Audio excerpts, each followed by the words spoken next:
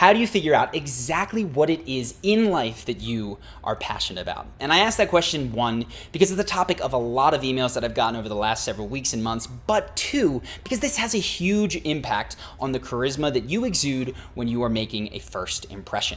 Because I can give you all of the perfect tips to make a great smile, how to hold eye contact, but if when you get asked that question, what do you do? And you don't have a hobby that you're really engaged in, and you don't love your work, and all that you can muster is, I'm an accountant.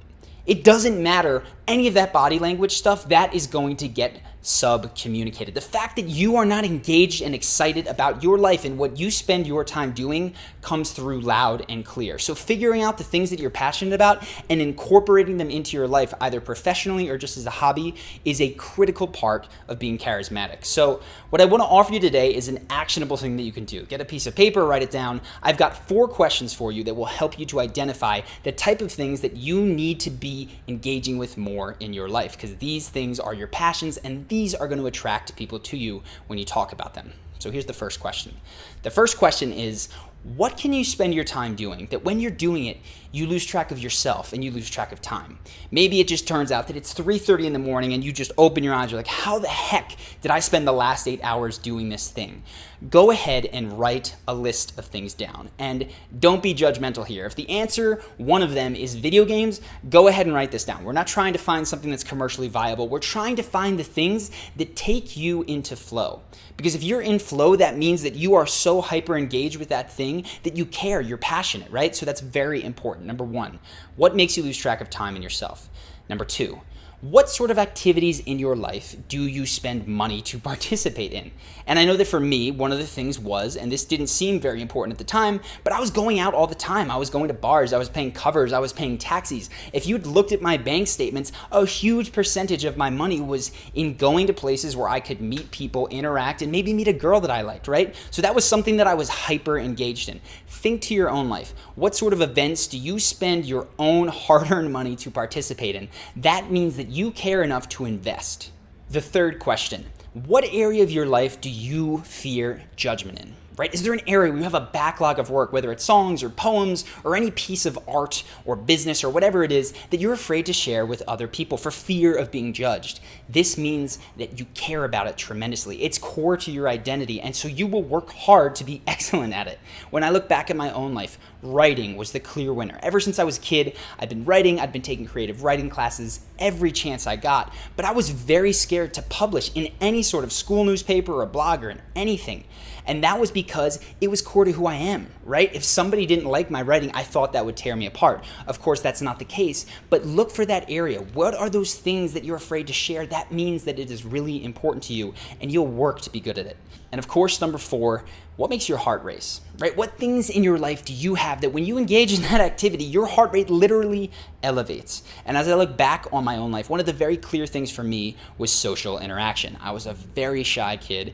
Whenever I'd meet someone new, that would kind of make me anxious, but particularly if it was someone that I wanted to be my friend or if it was a girl that I liked, man, my heart rate would just shoot through the roof. So reflect on your own life. What sort of things do you have? And again, start flippantly. You can write scary movies, skydiving, whatever it is, but start to go down that list and make a list of things that actually genuinely excite you, and you know it because your body is responding. Right? So when you have this list of these 4 things, hopefully you'll have some commonalities in there. And the whole point of this exercise is to tease out the things in your life that you care about, but that you might be hiding from yourself. Because a very, very common phenomenon in today's world is that we have these things that are core to our identity. In my case, it was writing, it was social interaction, but that we're afraid to share with the rest of the world because it is so important to us. We're afraid to make it our profession or even just a hobby, right? If you were to write about it on a blog, in the internet, or engage with it in some other way. So go through this list, right? See if there are commonalities, things that are so important to you, things that you legitimately care about that you can get more involved in. And the reason is not just for yourself, because of course that's going to improve your quality of life, but when you meet other people, you need to bring an enthusiasm and an energy to that question, what do you do?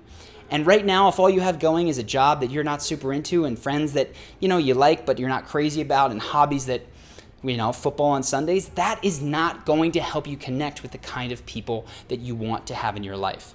When you're passionate about something, you will attract other people into your life that have similar passions, and that maybe in some cases have passions that are completely divergent, but the intensity of those passions attract one another.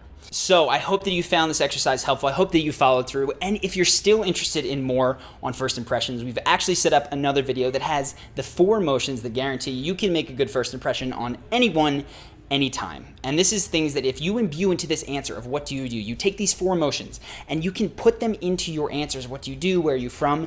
You are going to absolutely smash your first impressions. They will be amazing.